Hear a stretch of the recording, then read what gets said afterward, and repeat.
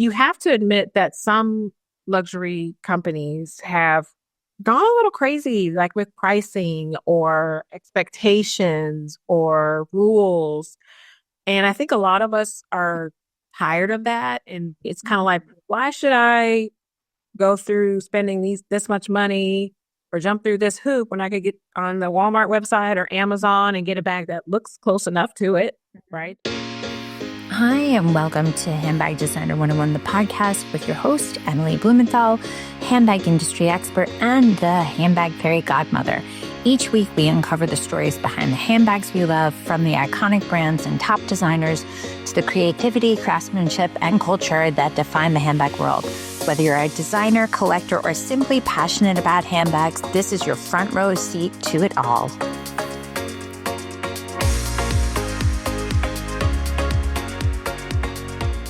Welcome, Jessica Miner of That Jessica, to Handbag Designer 101, the podcast. Jessica, I sleuthed you. You had a post after the quote-unquote work-in went viral, and everybody was reposting you. And I thought, who better to talk about dupe culture and handbags than you? So welcome. Absolutely. Hi. Thank you for having me.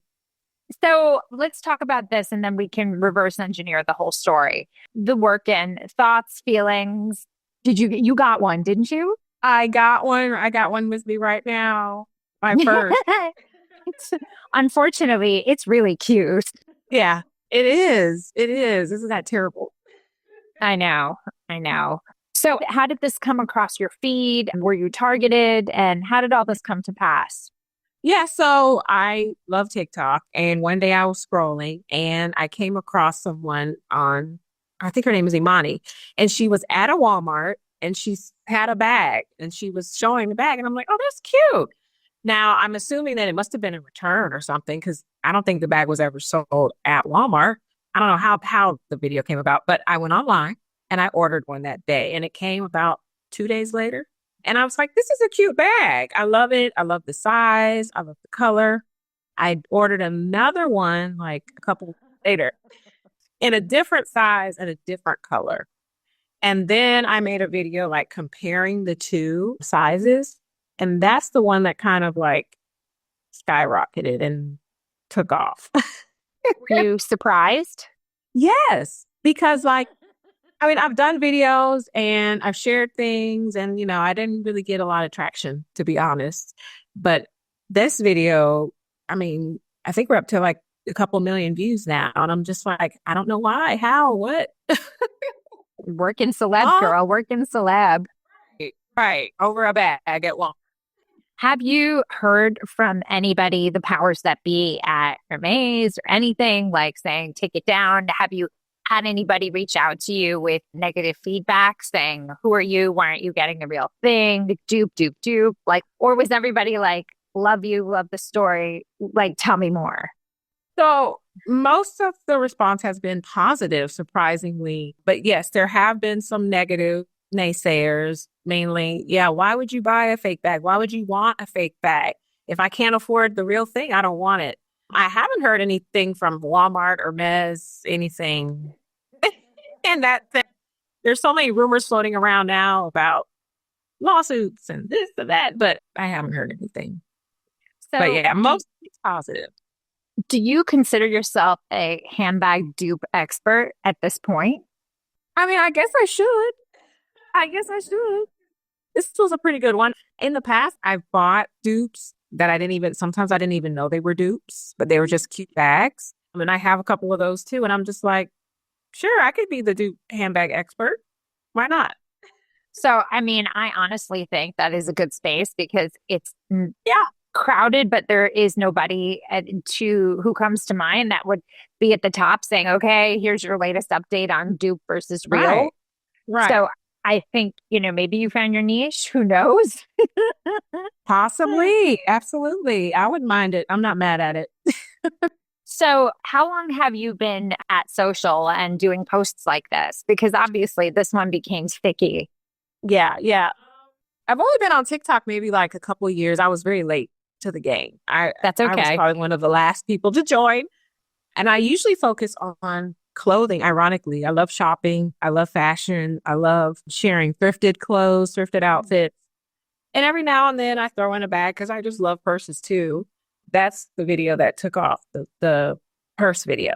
So, but it's mainly a couple of years, just mainly clothes. What brought you to the social platform inspiration saying, I should do this too? Well, because in real life, like a lot of people compliment my outfits or my clothes or jewelry. And it's like, well, maybe I could share that online. Of course, everybody thinks they can be a social media. So I figured, I mean, why not? Why not give it a shot and see what happens? Yeah. No, hey, if you have the capacity and, look, I have been watching videos long enough. I personally haven't been able to master TikTok, which I'm okay with because it's a lot. It's a commitment. It's definitely something. But, your flow of hitting the notes and hitting the points and it was the right length and here's this and here's that. It definitely was a well executed, very simple video. What inspired you to make the video specifically about the work-in? What it was called? I think obviously I knew that it looked like a certain bag, but also I thought it was a good quality bag. At that point when I made that video, I had taken that bag on vacation and it had held up well. It carried a lot. It is leather, isn't it? It's supposed to be leather.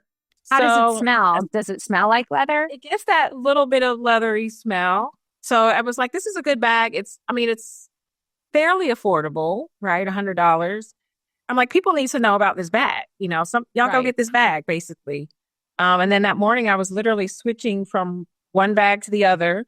And I'm like, let me show you guys this bag. This one holds a laptop. This one holds a computer or iPad, and I'm just trying to be informative and helpful. Why do you think, though, in your opinion, that dupe culture has taken over? Honestly, I think as much as I love luxury and a lot of us do, you have to admit that some luxury companies have gone a little crazy, like with pricing or expectations or rules.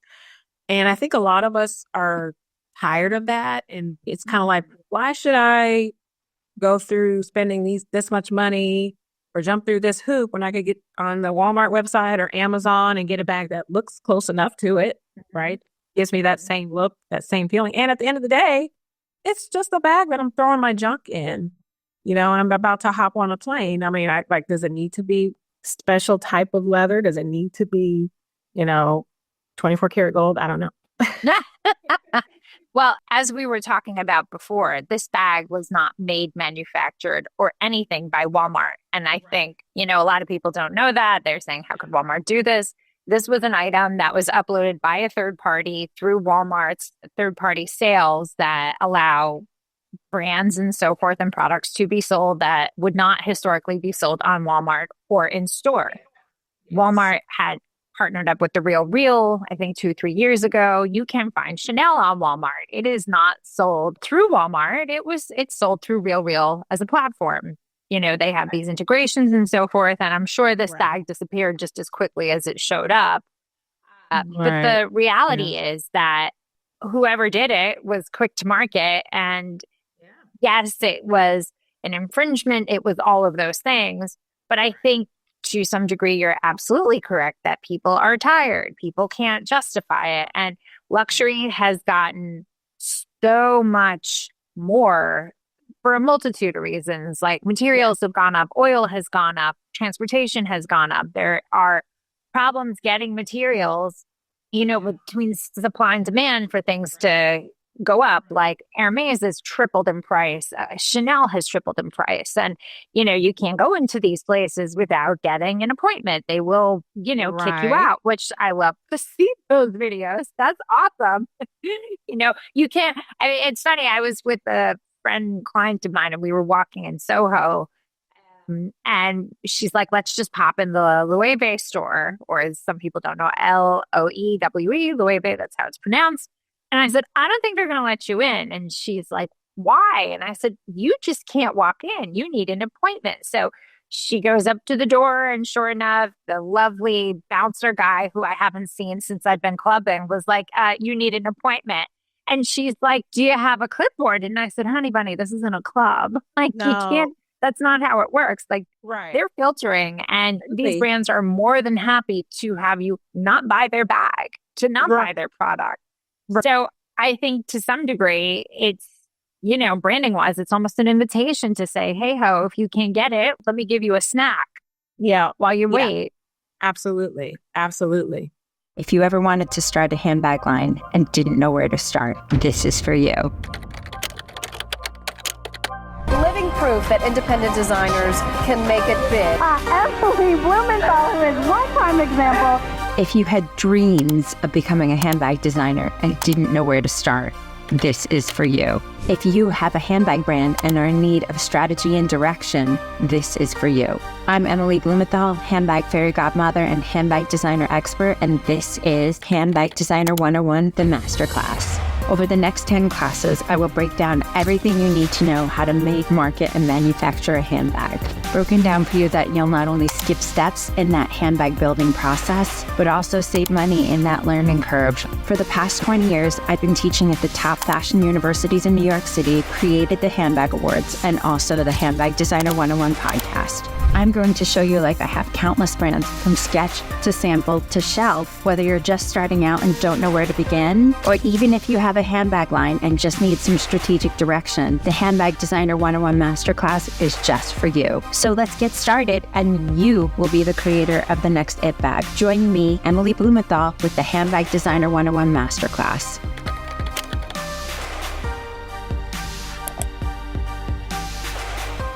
I think there's a video now going viral of a woman at a store, and she's falling all over the ground, right? Because she's getting this offer of this bag, and people are criticizing her.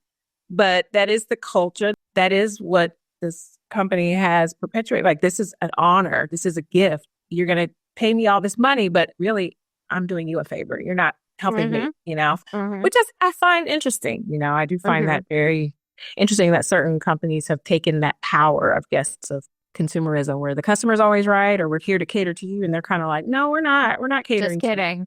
Just kidding. Like you said, do you have an appointment? Yeah.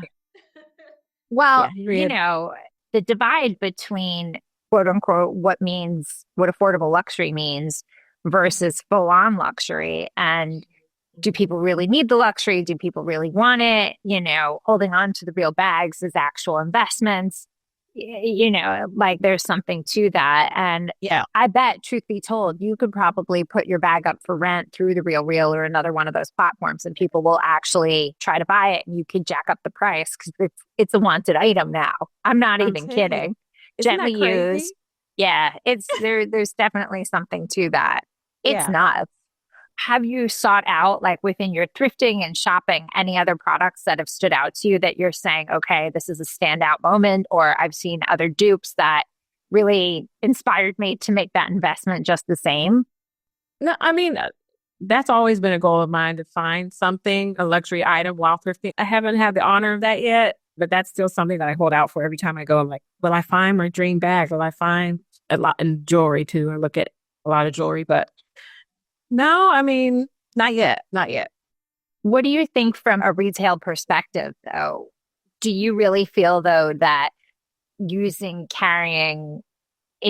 in dupes is definitely something that is perceived socially acceptable right now? It seems like it is. Now, it's funny, when I was younger and I bought dupes because that's all I could afford, it seemed like the opposite. It's like you were embarrassed to carry those things. But now, everybody wants it. Everybody wears them. And so many comments from people about, wear what you want. I wear what I want. I have the luxury item, but I also have a dupe. Or sometimes I combine, luxury and dupe. But yeah, it seems more acceptable, especially now on social media, even kind of venturing past dupe to more counterfeit, where people are sharing Canal Street hauls or hauls from certain apps that, it does seem way more acceptable than back when I bought them, because that's all I could afford, Right. No, Yeah. back in the day, I mean, you would go to Canal Street, you would have to know which street to go to, you would have to know which outpost, you'd have to have the right knock. I mean, even before that, they would just be on the street. And the first wave of that was really with Kate Spade bags, because those bags at that time were super easy to copy.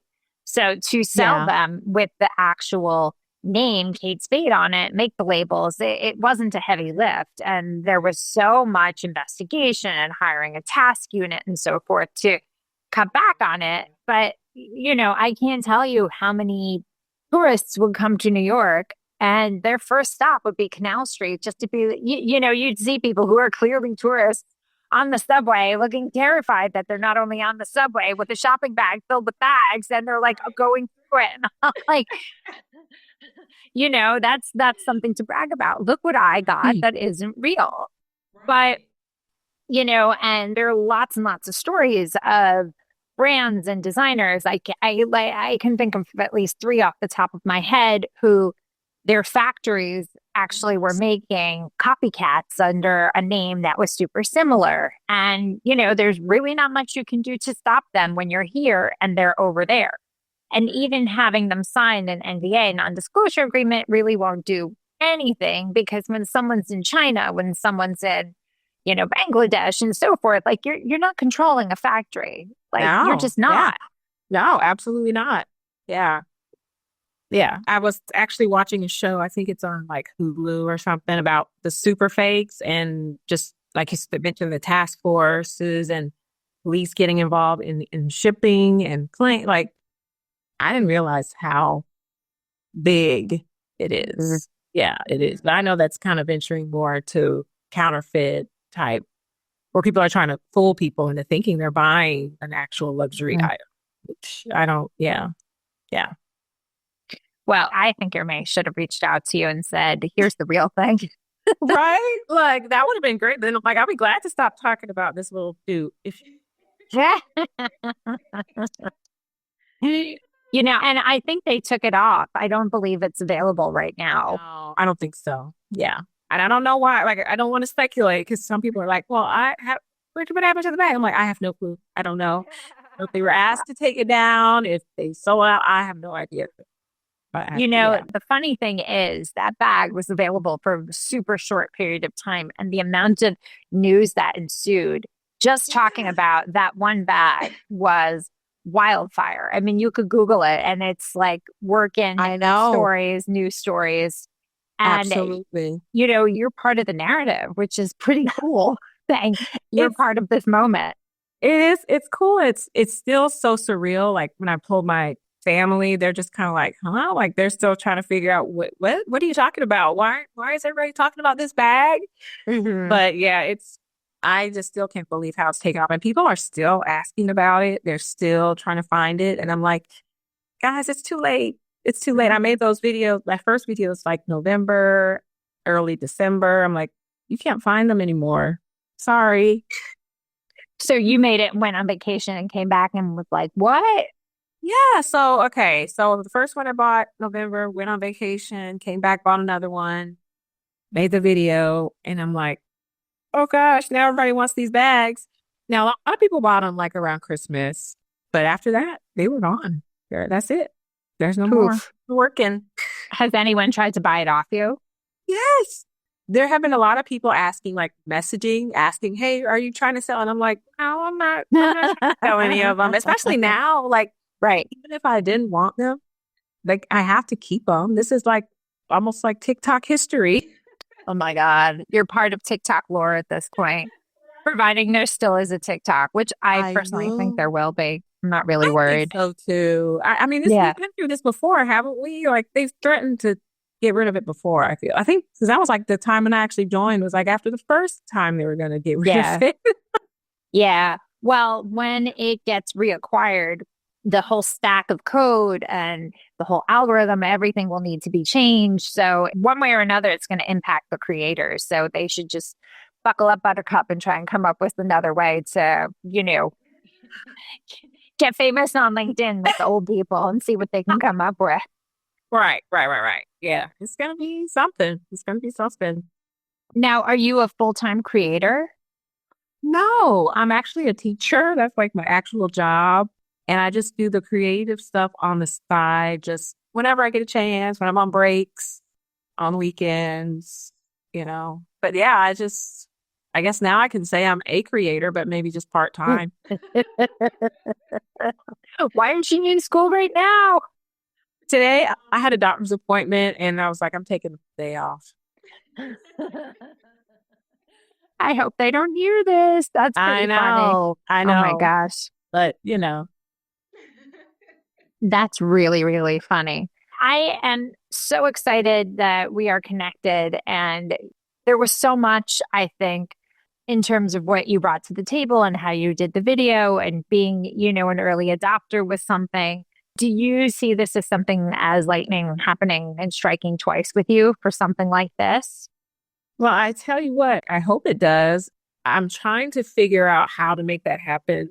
But I feel like it is probably a once in a lifetime opportunity for most of us, especially those of us that don't really do this professionally or take it very seriously. But I feel like it helps me to learn that maybe I am onto something with, at least with purses. I'm like, if people love this one so much, maybe I should try to find something else to try to share with people, Well, I think you absolutely should. I think whatever it is, it worked. And I think the tone and how you spoke about it, I think it definitely resonated. I mean, well enough for me to be like, we need to talk. Right. So. I'm not giving up. I'm going to try. I'm going to try to see, Oh my gosh. Well, Jessica Miner of That Jessica, thank you so much. How can we find you, follow you, and see more of your incredible content? Well, thank you. As long as TikTok's around, I'm at jessie.my. I'm on Instagram under actually the name that I try to be is thrifty. So it's thrift sale gift, because most of my clothes were thrifted, purchased on sale, or gifted at one point in my life, But those are my two main social media platforms. Yeah. Okay. Well, I can't wait to find you and see more of your content. And hopefully we can have a follow-up of the next time you go viral or even before to get an update on who's reaching out to you and having you make stories so I can say, right. I knew you when. So thank you so much for having me. I really appreciate you making me kind of step out of my comfort zone. Well, listen, I think there's more to come. Thank you. Thank you. Thank you. Thanks for listening. Don't forget to rate and review and follow us on every single platform at Handbag Designer. Thanks so much. See you next time.